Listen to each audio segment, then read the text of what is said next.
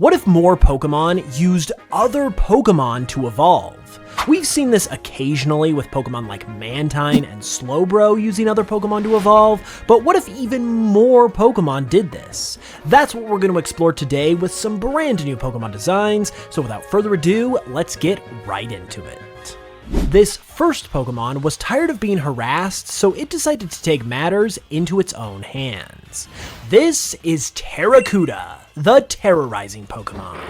Arrokuda is a new evolution of Arrokuda that it will evolve into once it levels up after being defeated by a Cramorant in battle. We all know that Cramorant are constantly trying to swallow up Arrokuda via its gulping form, and it will even spit Arrokuda out and use it as an attack. This constant harassment enrages Arrokuda, so after being defeated in battle by a Cramorant, it reaches its breaking point. After this moment, during the next time it levels up, it will evolve into Arrokuda, a water ghost type whose sole purpose in life is to bring retribution against any and all Cramorant that it comes across. Instead of being the prey, Arrokuda is now the predator, as it spends every waking moment of its life seeking out Cramorant so that it can get revenge for the way that it was treated as an Arrokuda. To accomplish this, Arrokuda even learns a new signature move upon evolving known as Poltervolt.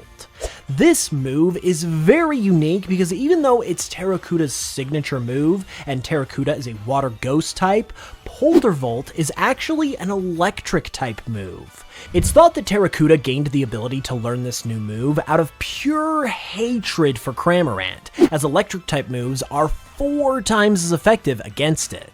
Additionally, upon making contact, Poltervolt also has a small chance of placing a curse on the opponent, just like the actual move Curse.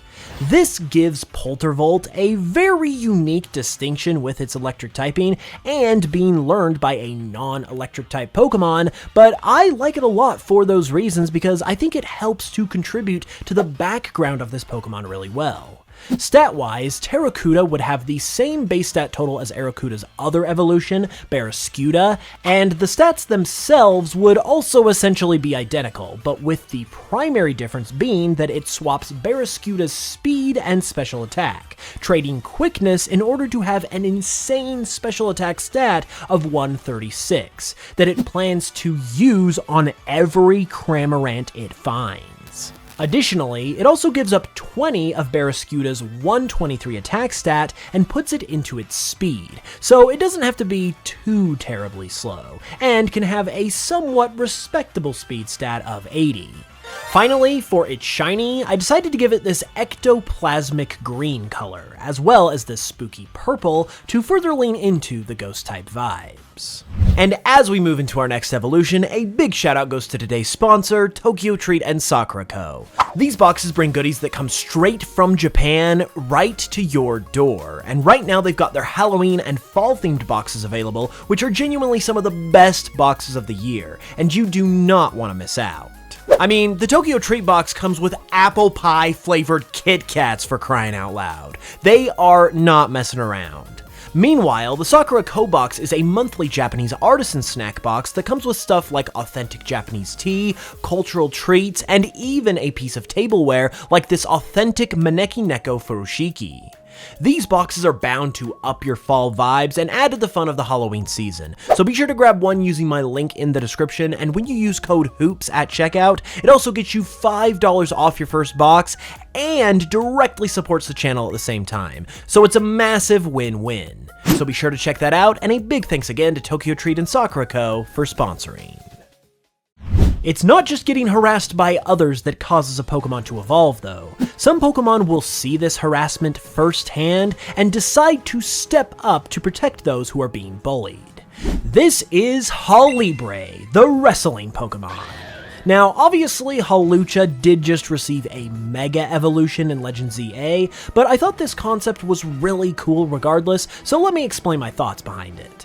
On the shores of the Alola region, Hawlucha tried to take it easy and take advantage of the relaxing environment, but in this region, Hawlucha encounters something that it didn't expect: Incineroar.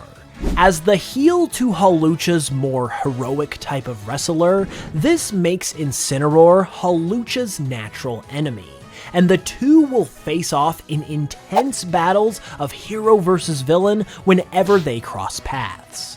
This contact with a Pokemon so directly opposed to itself has sparked a new fire within Hawlucha, and when it levels up after defeating an Incineroar in battle, it will evolve into Hawlibre. Hawlibre is still a fighting flying type, and in terms of the evolution itself, Mega Hawlucha does kinda throw a bit of a wrench into things, but I do think, aside from the cool concept, that there are ways that an evolution like this could still work. First off, I think introducing an evolution like this, where a trainer would inevitably have to choose whether to go with the evolution or not evolve their Pokemon and use the Mega Evolution instead, could be a really interesting concept to introduce that would also give more viability to pre-evolved Pokemon. Additionally, you could also look at an evolution like this as a regional evolution, so maybe Hawlucha can only evolve into Hawlibre in the Alola region where Incineroar is most prevalent. All in all, I know it does kind of break the conventions of Pokemon to have an evolution like this, but I still think the concept is cool, and I also think there are interesting ways to still make it happen as well. In terms of stats, I think Hawlibre would be pretty close to Mega Hawlucha and have a base stat total right around 600, or maybe a little bit less. Something like 580 would probably be the most realistic, but in that case, we could also give Hawlibre a new signature ability to make the comparison between it and Mega Hawlucha a little more interesting.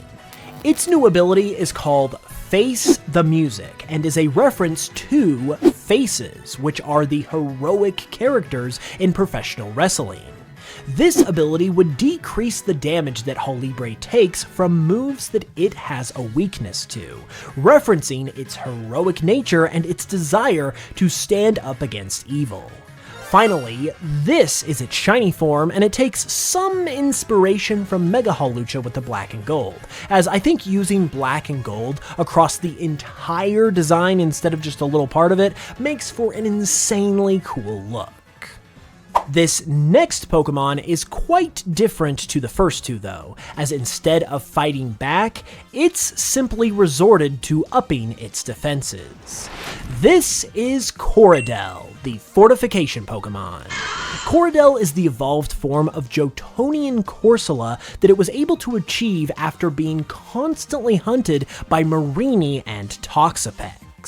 The relationship between these two Pokemon was well documented in the Alola games, and poor Corsola pretty much just had to hope that it could avoid these Pokemon long enough to not become their next meal.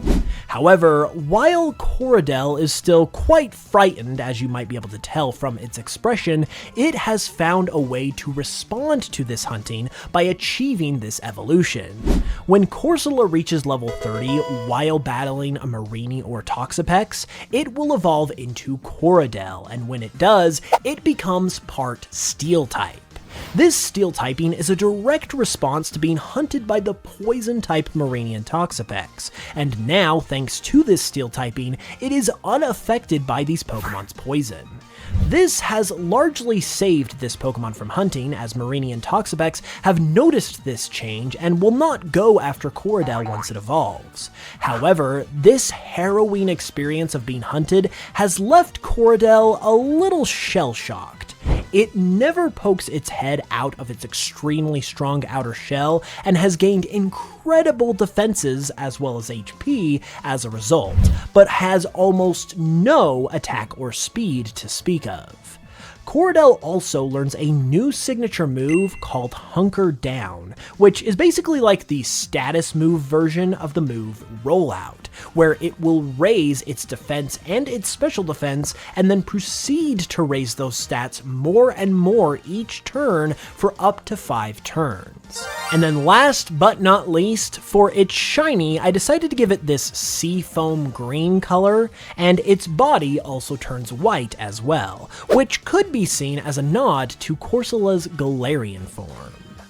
Corsola is not the only Pokemon who is targeted by other Pokemon though, and have also figured out their own means of keeping predators at bay. This is Corvisquire, the Fire Raven Pokemon.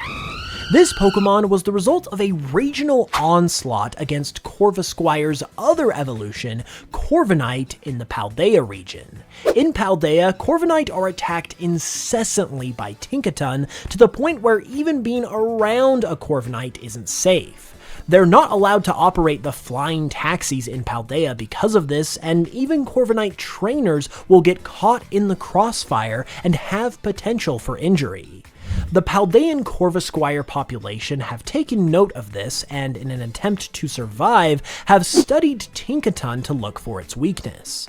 As a fairy and steel type, they have noticed how it does not like to be around fire, so in response, Corvisquire began adding spicy foods to their diet and began to hang around environments frequented by fire types, and over time, this change caused them to eventually evolve into Corvisquire, who is a flying fire-type Pokemon. This evolution of Corvisquire occurs exclusively in Paldea thanks to this unique scenario, and as a result of more and more Corvisquire realizing the effectiveness of having these traits and adopting these habits, it resulted in more and more of them evolving into Corvisquire instead of Corviknight, which has essentially caused Corviknight to disappear from the area.